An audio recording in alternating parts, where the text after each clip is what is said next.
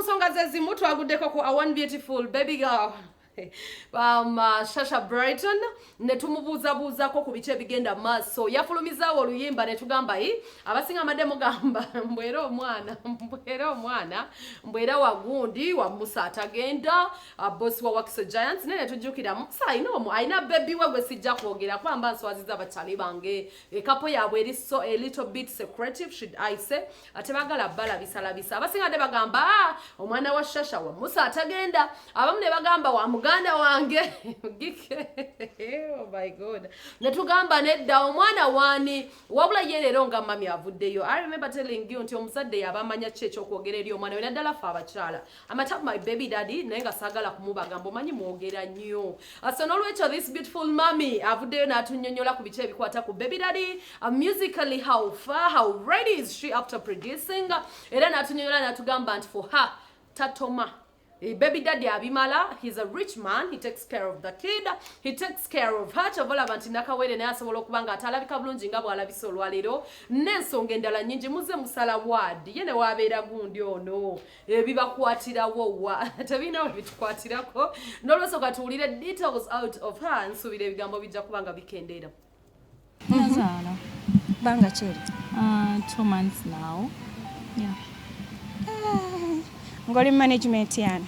Sema nkona management. Whenever I'm new, you go sit down behind management.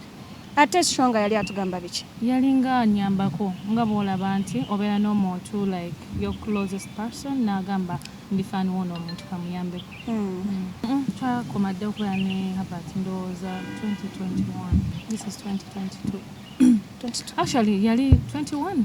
This is 21. Yali 20. The other year, yali 21. The other year, 2020. Wemanga nayokana ne Herbert, let's say in August 2020, olubuto nendufuna 2021, mba waliwo enjawulo, right? Emyezi ena singa mba twawukanye leero enkya nefuna olubuto kirala. Ate ebyolubuto wadla yagera. Nze ndi musiraamu. Tubeera nakuwo. Tawa mwana yani. Jali. Chonga Taata Brighton omumanyi. Rashka tumuvuga speed. Tell mwana teetagisa. Tumwe privacy because he's one personally extremely private. Nze ngambye tata mwana wange ali so private. Tata wa mwana wange tegana nko mwana wange amulabirira bulungi nnyo. Tasabanga ku DNA because mutabani wange photocopy ye. So tayinza keera kumachana agamba nti ate kala todira otya photocopy. Ayina ogitwala ku DNA oba otegeera bulungi. Nanga basibye ku taata w'omwana tulina ebizibu bingi mu eggwanga lino mafuta galinnya baluga tudde ku muwogo tudde ku mugaati ebisinga kali byombuuza kati wamwe mulya ku mugaati oba musigaza mu bannange eno bavivyane nze eggwanga limpuba lwenkera ku makyane n'amafuta nga akakaaga nangamba kumanyi ne sukaali avula ekiwogo kikeera ku makya ng'olina okukiriirako omunnyo ng'omugaati gubuze nze nkubulira.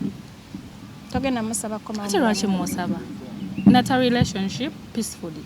Ate lwaki musaba nti ate munange nze yakuta ate kambaka bamusiru. Nze simanyi gwe nalina gw'omanyi ng'ali eyagamba tata w'omwana. Osanga tata w'omwana. Oba bakwata. Tebankwata.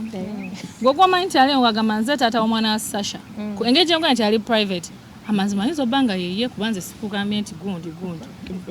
Ate walukaga nali mwagadde diba naite mumbuuza bintu bye sitategeera. Nina relationship emu gye nabalaga yeeyo so temumbuuza bye sitategeera.